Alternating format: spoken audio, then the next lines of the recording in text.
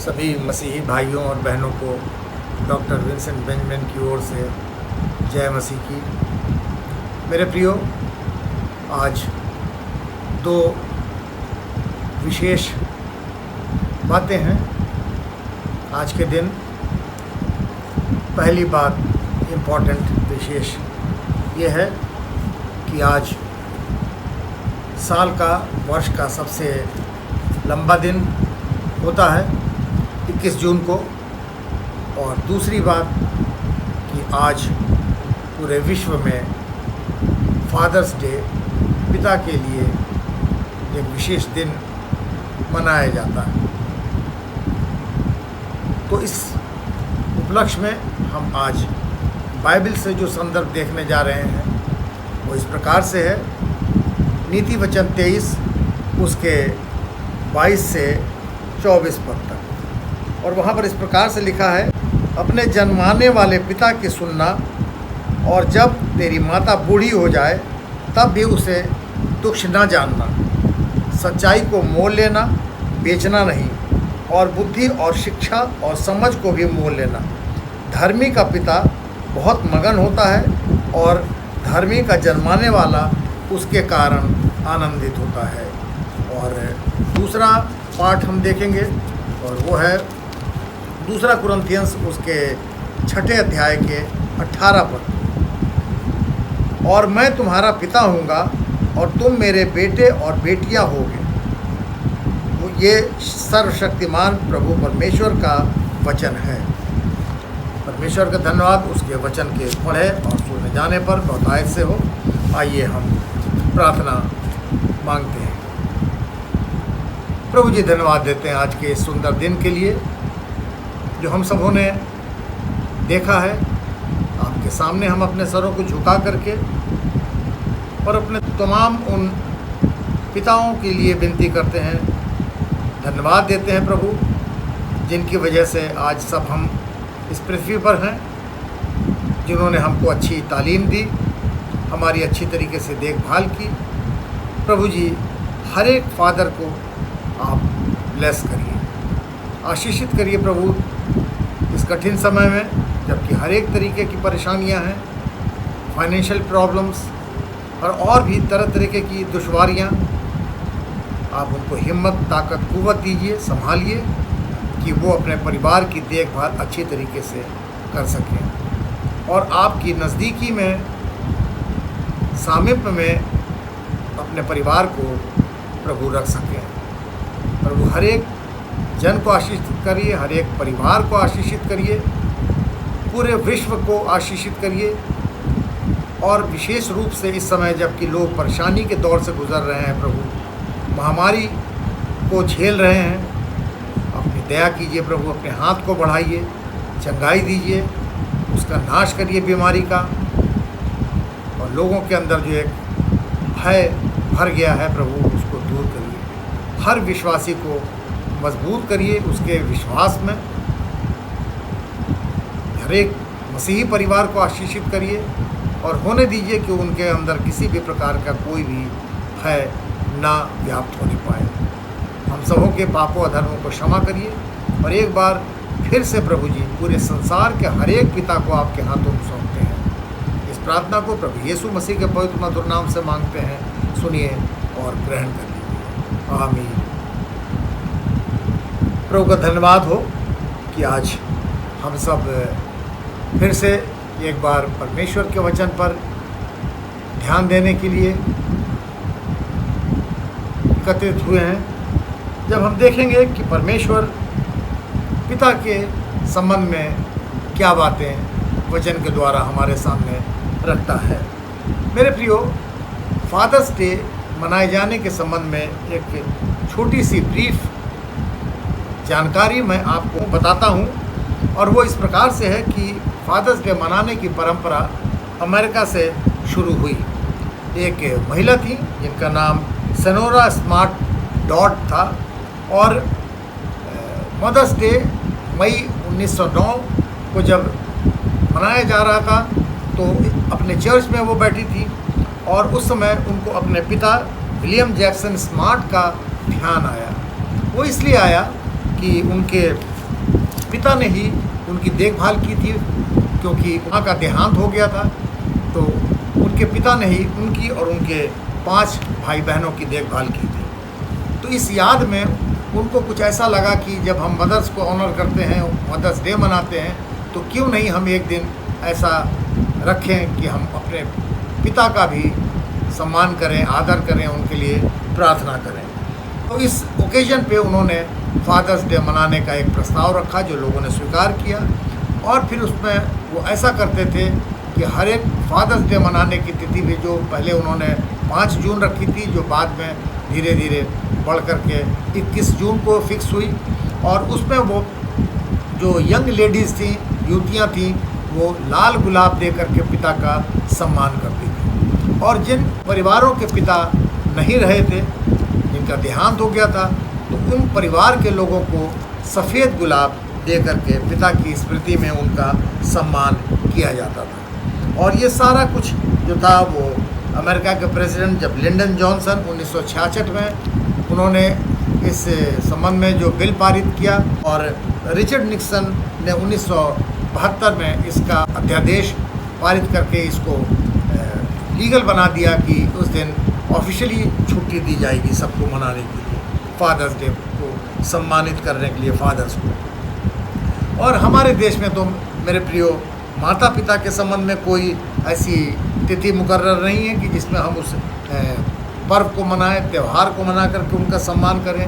लेकिन क्योंकि ये माता पिता को आदर देने की बात बाइबल के अनुसार है, तर्क संगत है, क्योंकि 10 हुक्म दिए गए, उसमें 5वां हुक्म जो है उसमें यही लिखा है कि अपने पिता और अपनी माता का आदर करना, उनका सम्मान करना। तो इसलिए हमको आवश्य है कि हम अपने पिता का भी सम्मान, ये फादर डे जो मनाया जाता है उसमें याद करके उनके लिए धन्यवाद करें, उनके लिए प्रार्थना करें कि परमेश्वर उनके साथ हो और उनको आशीषित करें।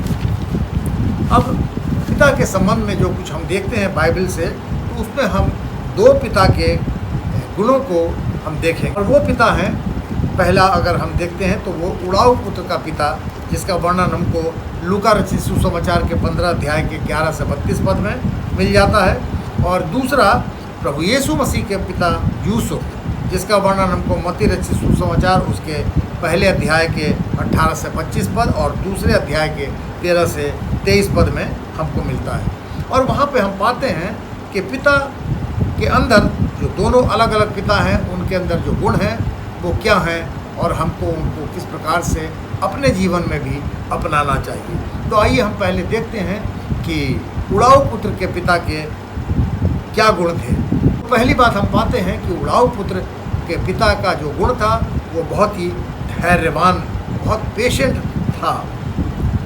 मेरे प्रियो, जब उड़ाऊ पुत्र ने अपने पिता से उसकी संपत्ति में से अपना हिस्सा मांगा, तो वसीयत जो है वो पिता अपनी प्रॉपर्टी का जब करते हैं, तो वसीयत का मतलब ये होता है कि जब पिता की मृत्यु हो जाती है, जब वो नहीं रहते हैं, तब प्रॉपर्टी दी जाती है। लेकिन वहाँ पर उड़ाऊ पुत्र का पिता इतना पेशेंट है, कि इतना धैर्यवान है कि वो अपनी प्रॉपर्टी का जो भी हिस्सा उसको छोटे बच्चे को देना था वो खुशी खुशी दे देता है, और धीरज के साथ दे देता है।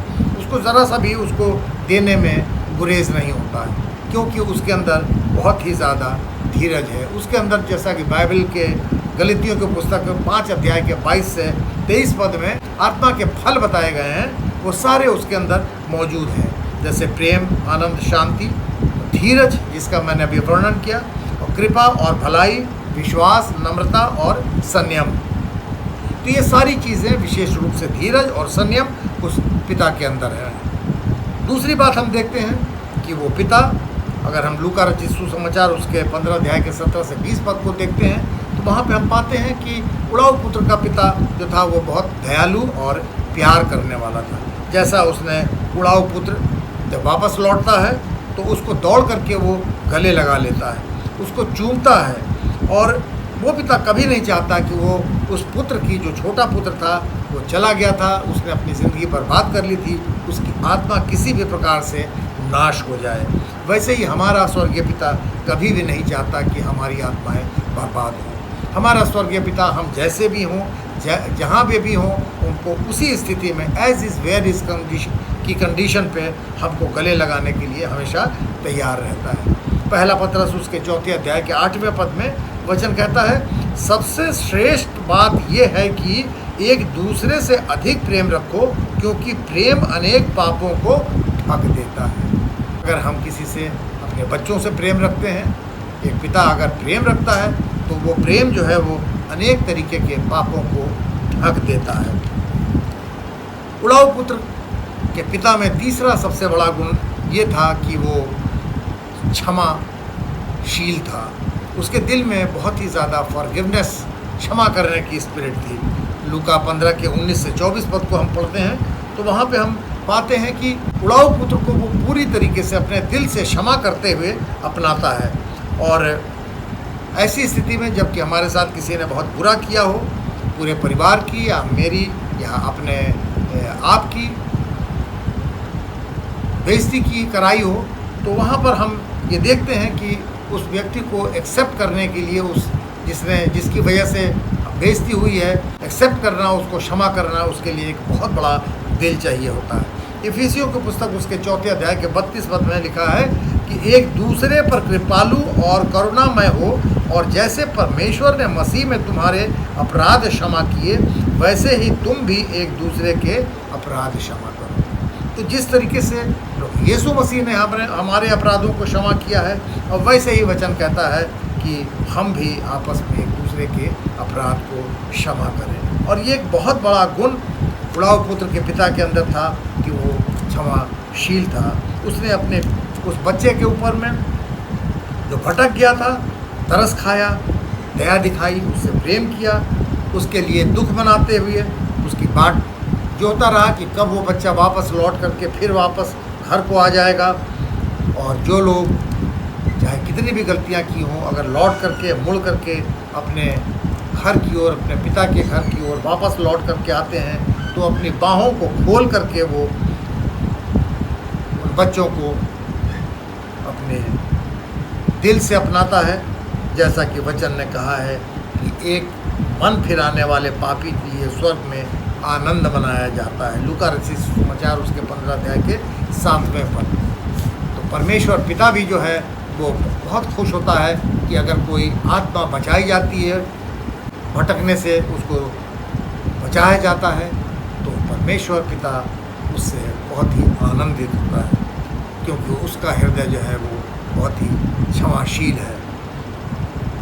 चौथा हम देखते हैं उसकी प्रायोरिटी को, प्राथमिकता को, तो ये है कि उस पिता के अंदर कि वो आत्माओं को नाश होने से बचाता है, अपने बेटे की आत्मा को नाश होने से बचाता है। ये उसकी प्रायोरिटी थी।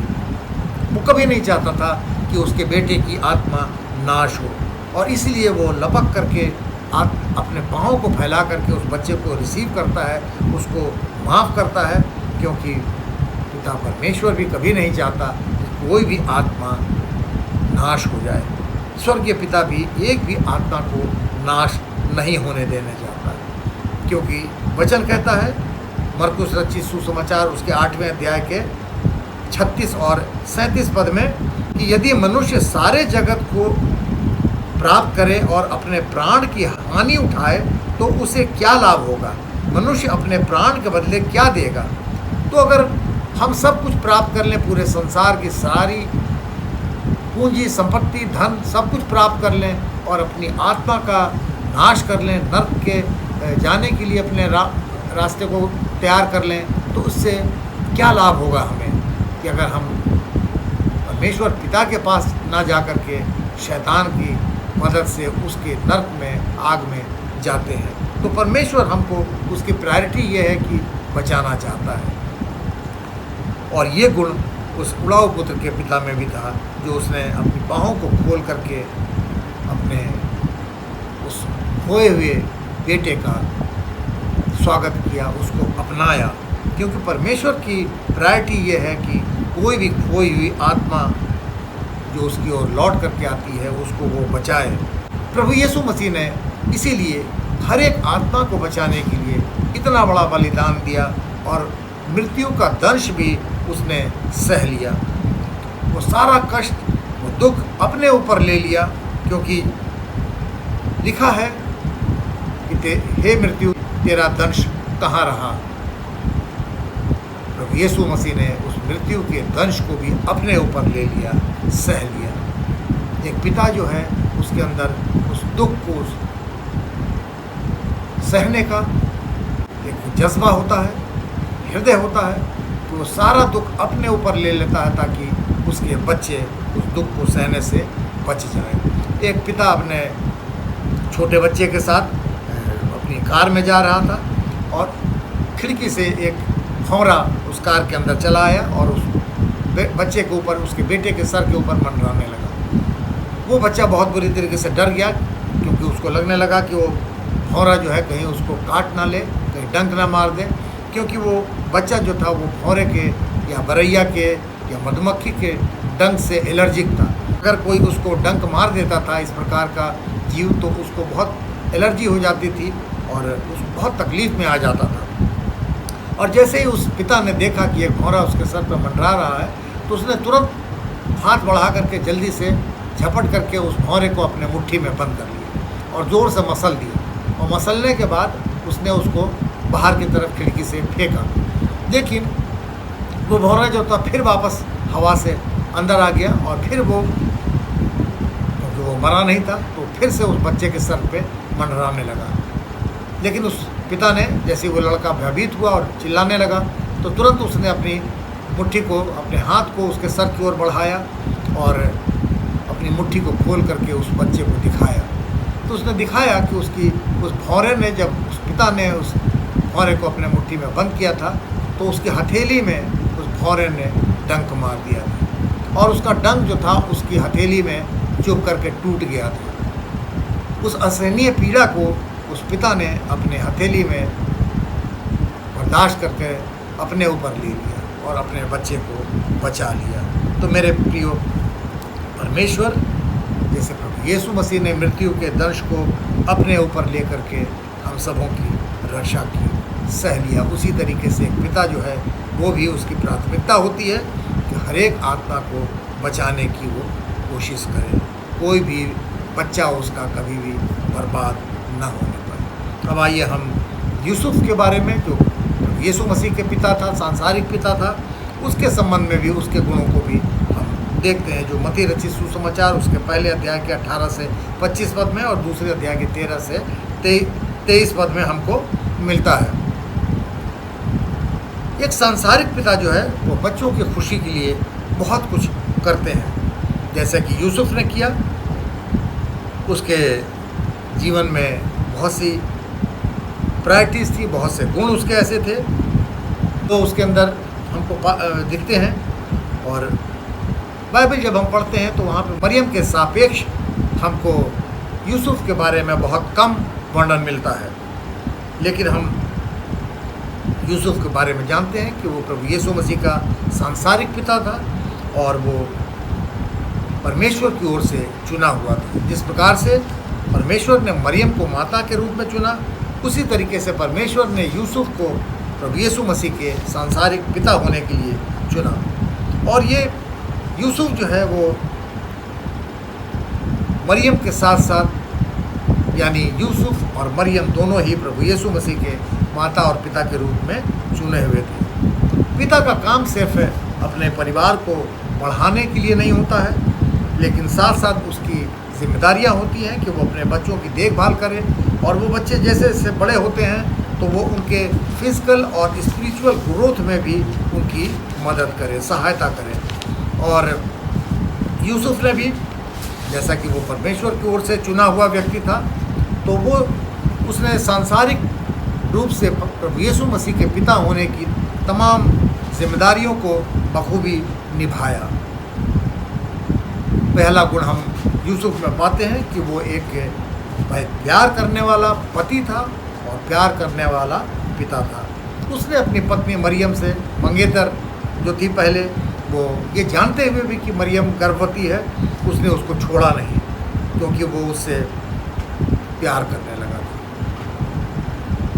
किसी को भी, कोई लड़का अगर किसी से, उसकी लड़की से शादी हो और उसको ये पता चल जाए कि वो लड़की गर्भवती है, तो शायद वो कभी भी उससे शादी करने के लिए राज़ी नहीं होगा। लेकिन यूसुफ ने ऐसा नहीं किया, क्योंकि परमेश्वर ने उसको चुना कि वो मरियम को अपने साथ लेकर के जाए, और उसने मरियम को एक्सेप्ट किया कि वो शर्मिंदगी मरियम को समाज के सामने ना उठाने पड़े, जो कि ऐसी स्थिति में एक लड़की को उठानी पड़ सकती। वो चाहता तो मरियम को छोड़ सकता था, लेकिन वो एक दयालु और प्रेमी हृदय का व्यक्ति था, इसलिए उसने ऐसा नहीं किया।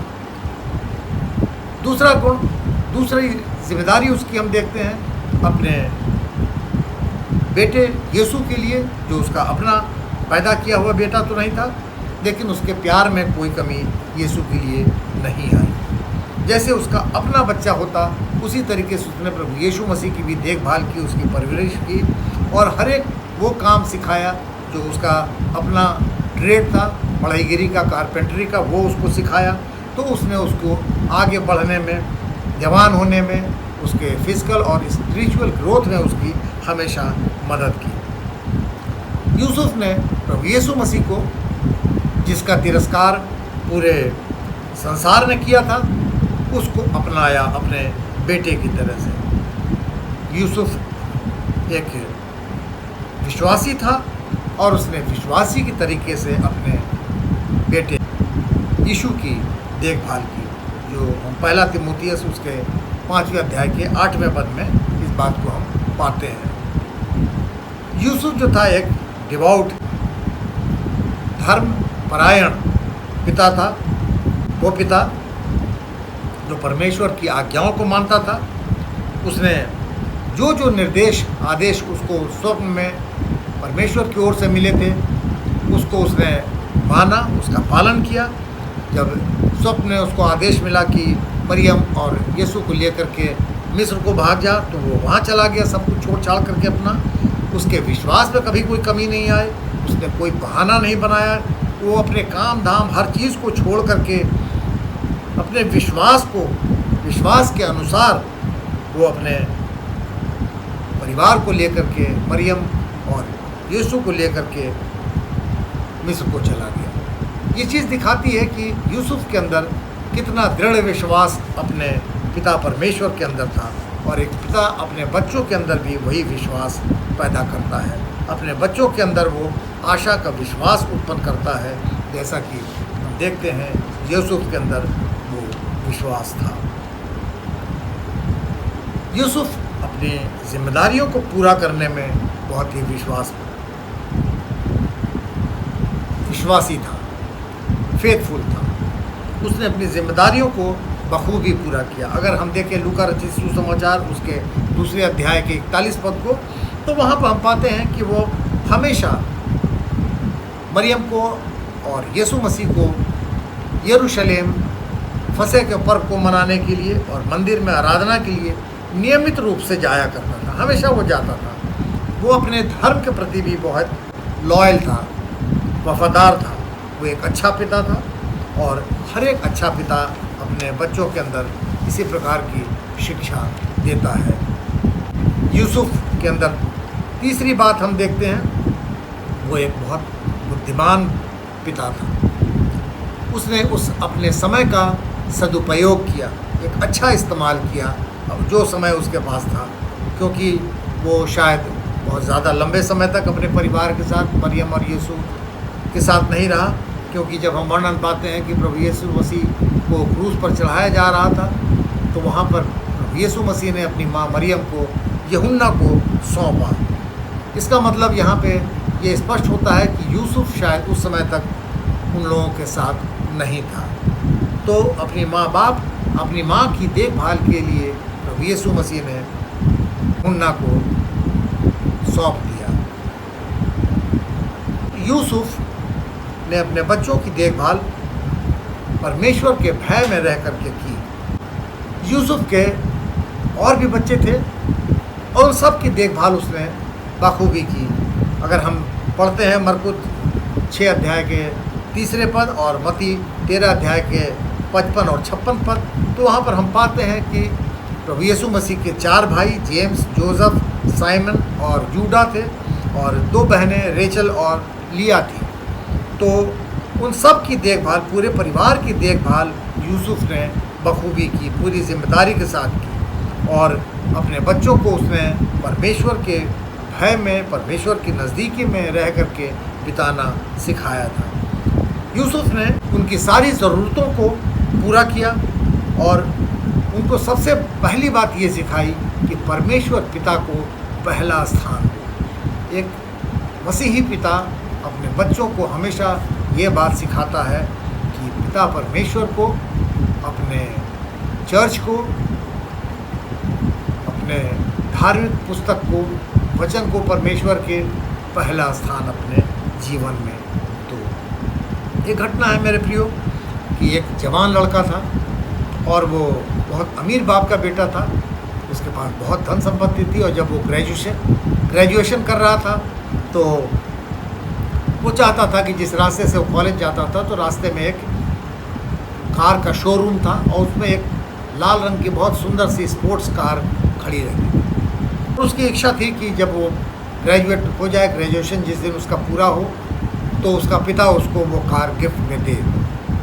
और जिस दिन उसका रिज़ल्ट निकला, वो अच्छे नंबरों से पास हुआ, तो वो भाग करके घर पे आया और आ करके उसने अपने पिता को ये सूचना दी कि वो अच्छे क्लास में, फर्स्ट डिवीज़न में उसने ग्रेजुएशन कर लिया है। और उसने उम्मीद की कि पिता आज उसको इस खुशी के मौके पे वो कार ज़रूर गिफ्ट में देगा। और पिता ने उसको अंदर कमरे में, अपने स्टडी रूम में बुलाया कि मेरे साथ इधर अंदर आओ। और वो अंदर ले जाने के बाद पिता ने पहले से उसके लिए गिफ्ट रैप करके, एक सुंदर से गिफ्ट रैपर में रखा हुआ था और उसने उस गिफ्ट बॉक्स को अपने बेटे को दिया। जब बेटे ने उस गिफ्ट बैग बॉक्स को देखा जो बहुत सुंदर से रैपर में था, तो उसको जल्दी जल्दी खोला तो देखता क्या है कि उसके अंदर एक लेदर बाउंड, चमड़े की जेल मड़ी हुई एक बाइबल है, जिसके कवर पे उस बच्चे का नाम इम्बॉस किया और छपा हुआ है। उस बच्चे को बड़ा गुस्सा आया कि मेरा पिता इतना पैसे वाला है और वो मुझे कार, स्पोर्ट्स कार जो वो चाहता था दे सकता था, तो कार ना दे करके उसने उसको एक बाइबल दी। और वो बहुत झुंझला करके, बहुत गुस्से में उसने ये बात कही अपने पिता से कि आप तो मुझे चाहते तो कार दे सकते थे, लेकिन आपको यही लगा कि आप मुझे ये सिर्फ बाइबल प्रेजेंट कर रहे हैं। और गुस्से में उसने वो बाइबल वहीं पे मेंटल पीस पे रख दी और वहाँ से गुस्से में पैर पटकता हुआ कमरे से बाहर निकल गया। और यही नहीं, वो कमरे से बाहर निकल गया, बल्कि वो इतना गुस्सा था कि उसने घर छोड़ दिया और घर छोड़ करके वो चला गया, क्योंकि वो लड़का होशियार था। घर छोड़ने के बाद उसने अपना बिज़नेस स्टार्ट किया और उसका बिज़नेस काफ़ी चला, उसके पास भी काफ़ी पैसे आ गए और फिर उसने एक सुंदर सा घर भी खरीद लिया और उसने एक सुंदर लड़की से शादी भी कर ली, एक परिवार भी बना लिया। और काफ़ी साल बीत गए तो उसको एक दिन अपने पिता की याद आई और वो सोच रहा था कि मैं वापस चलूं अपने पिता से मिलने के लिए। तो इतने में एक फ़ोन आया। जब उसने फ़ोन को उठाया तो फ़ोन उसके पिता के वकील ने किया था, जिन्होंने उसको ये सूचना दी कि तुम्हारे पिता का देहांत हो गया है और तुम्हारे पिता ने एक वसीयत की है और तुम आकर के उस वसीयत के अनुसार सारी धन संपत्ति जो उनकी है तुमको दे दी है, वो आकर के तुम ले लो। वो बच्चा बहुत दुखी तो हुआ ही, लेकिन उसको अपने घर जाना था।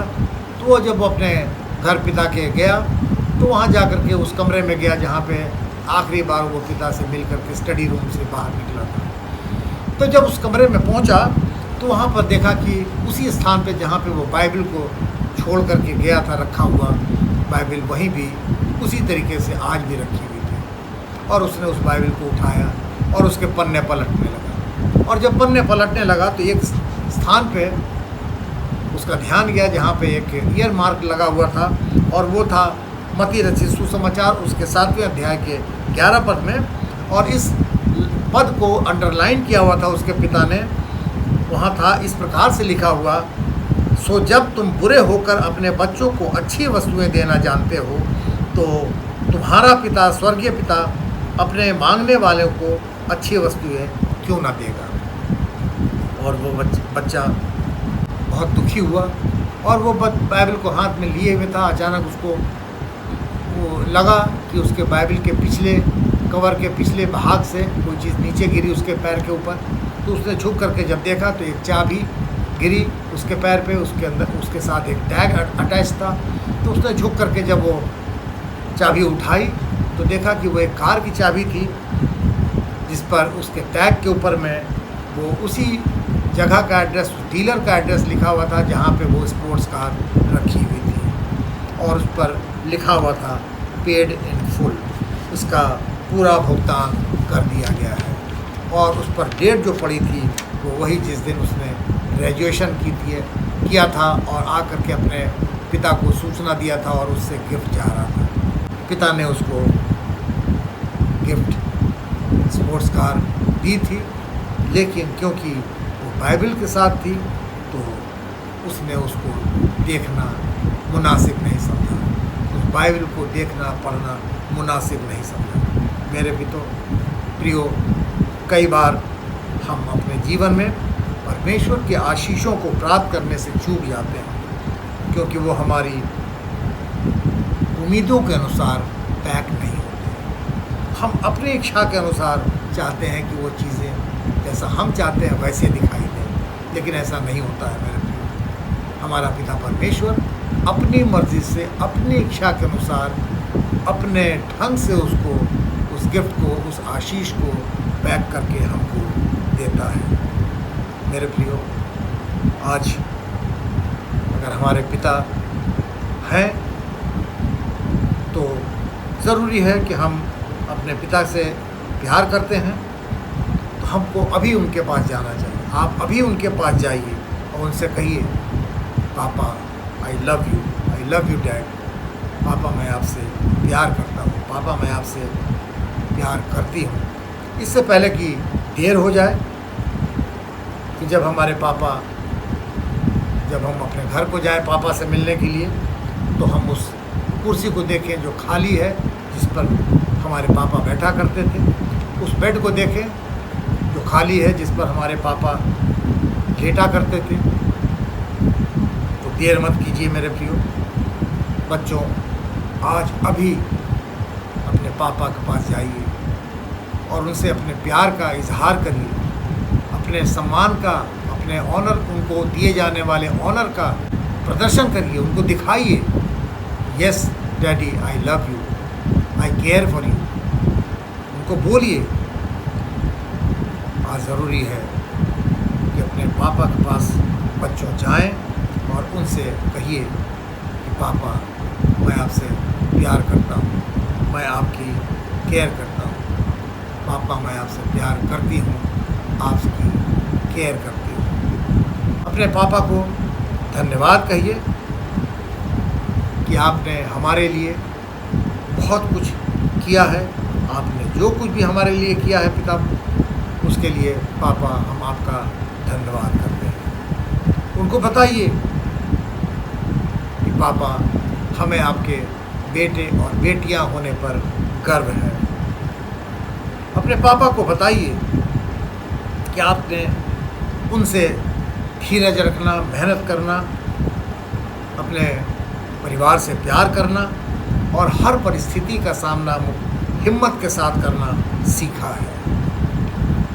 अपने पापा को बताइए कि जो विरासत में उन्होंने आपको दिया है, एक सत्यनिष्ठा, इंटेग्रिटी, अखंडता और नम्रता और सच्चाई, ये सब चीज़ें जो आपके पापा ने आपको विरासत में दी हैं, उनको उसके सामने एक्सेप्ट करिए। उनको बताइए कि ये सब चीज़ें आपने अपने जीवन में पापा की ओर से आपको मिली हैं। पापा को बताइए कि पापा हमने आपसे ही देख करके किस प्रकार से बचत करनी चाहिए, फाइनेंशियल मैनेजमेंट अपने परिवार के लिए कैसे करना चाहिए सीखा है। चाहे भले ही पापा को लोग कंजूस समझते हों, लेकिन ज़रूरी होता है कि पापा के द्वारा जो पैसों की बचत की जाती है उससे भविष्य में हमारे परिवार चलाए जाते हैं, क्योंकि पापा लोग बहुत सोच समझ करके खर्च करते हैं। वो अपने बच्चों के भविष्य के लिए, अपने परिवार के भविष्य के लिए पैसों को बचा करके रखते हैं। एक घटना का जिक्र करना चाहूँगा कि एक पत्नी जिनकी डिलीवरी 1-2 दिन पहले हुई थी और बच्चा नर्सरी में रखा हुआ था उस पालने में।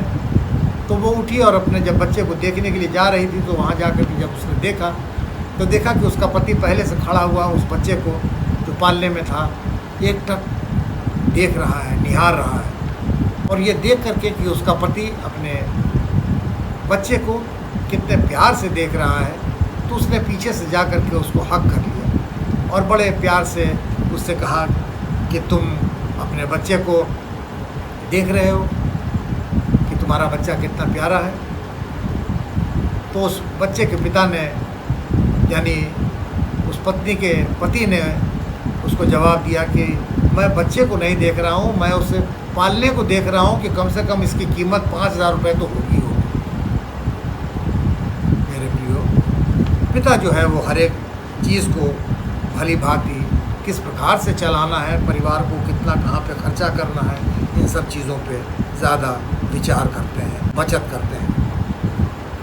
आप अपने जा कर के पिता से बताइए, कहिए कि पापा कई बार हम आपसे कई बात पे एग्री नहीं करते थे, सहमत नहीं थे, लेकिन उसके बावजूद भी मैं आपकी बहुत इज्जत करती हूँ। इसी तरीके से अपने पापा को जा कर के कहिए या आप चाहते हैं या आप चाहती हैं कि पापा आप हमारे घर पर आएँ और आकर के अपनी उन सारी बातों को बताएं जो आज तक आपने हमारे साथ शेयर नहीं की। हम ये चाहते हैं कि या जब भी आप हमारे घर पर आएँ तो आप सिर्फ बोलें और हम सिर्फ सुनें। हम सिर्फ आपकी सुनना चाहते हैं। अपने पापा से वो सब कुछ शेयर करिए जो आपने हो सकता है कि कभी पापा से छिपाई हो, नहीं बताया हो, पापा से कभी झूठ बोला हो तो उस बात को भी एक्सेप्ट कर लीजिए। उस बात को बताइए कि कब आपने किस मौके पे आपने उनसे झूठ बोला था। आज वक्त है कि अपने पिता के साथ सामने जा कर के आप अपनी बातों को या वो बात जो आपने उनसे छिपाई हो उनके सामने उनको बता दीजिए।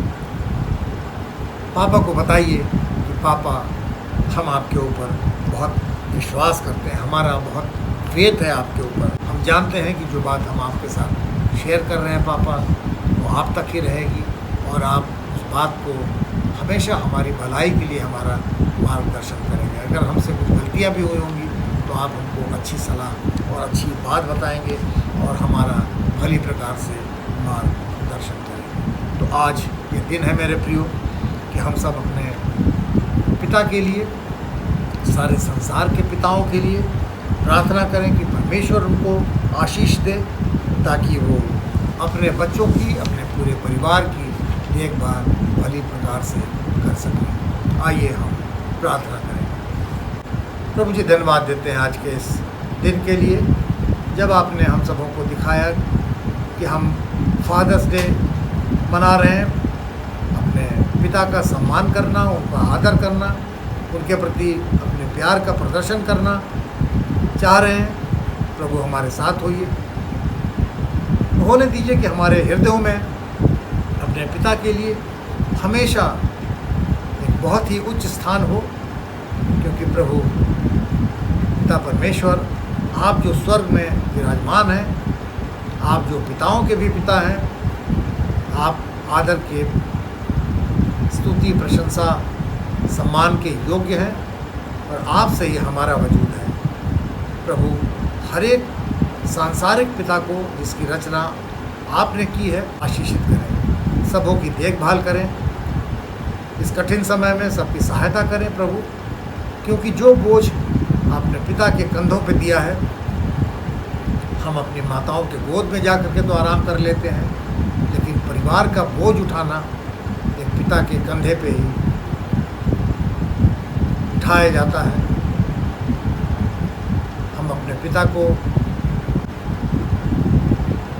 सम्मानित करते हैं, उनके लिए आपसे हम विनती करते हैं प्रभु, हम प्रार्थना करते हैं कि आप उनको आशीषित करें। हर एक पिता के साथ होइए विशेष रूप से, और उनको विश्वासी बनाइए अगर किसी के अंदर विश्वास की कमी है, कि वो स्वर्गीय पिता आप पर अपने विश्वास को पूरी मजबूती से रख सकें।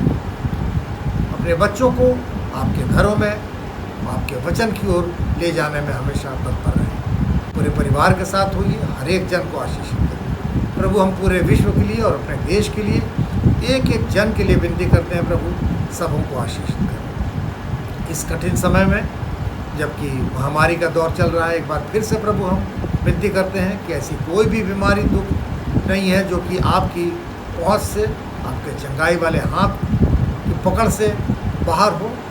आप अपने हाथ को बढ़ाइए प्रभु, छूइए और उस महामारी का नाश करो। कितनी बीमारियां प्रभु जी इस पृथ्वी पर पहले भी आ चुकी हैं और सबका समापन, उसका नाश आपने किया है। और आज भी सृष्टि वो चल रही है जैसी आप चाहते हैं प्रभु, वैसा ही चलाइए और इस बीमारी का नाश करिए। ये कोरोना महामारी जो पूरे विश्व में फैली हुई है, जो आउट ऑफ कंट्रोल है प्रभु, उसका नियंत्रण आप अपने हाथ में लेकर के इसको नियंत्रित करिए। इसके लिए दवा का याद कराइए प्रभु, चाहे वो दवा के माध्यम से हो या आपके आश्चर्य कर्म के माध्यम से हो, क्योंकि अगर कोई दवा भी निकलती है तो वो आपके आशीष से ही, आपकी इच्छा अनुसार ही होता है प्रभु जी। हम सबों के पापों और धर्मों को क्षमा करिए। हम जानते हैं कि ये सब कुछ हमारे पापों और धर्मों के कारण ही इस प्रकार की चीज़ें हैं जो हमारे ऊपर आती हैं, लेकिन आप दयालु पिता हैं, आप दया करने वाले पिता हैं, आप हम क्षमा करने वाले पिता हैं प्रभु, प्यार करने वाले पिता हैं आप। हम सबों के साथ होइए, हमारी सहायता करिए। इस प्रार्थना को प्रभु यीशु मसीह के पवित्र मधुर नाम से मांगते हैं, सुनिए और ग्रहण करिए। आमीन। जय मसीह।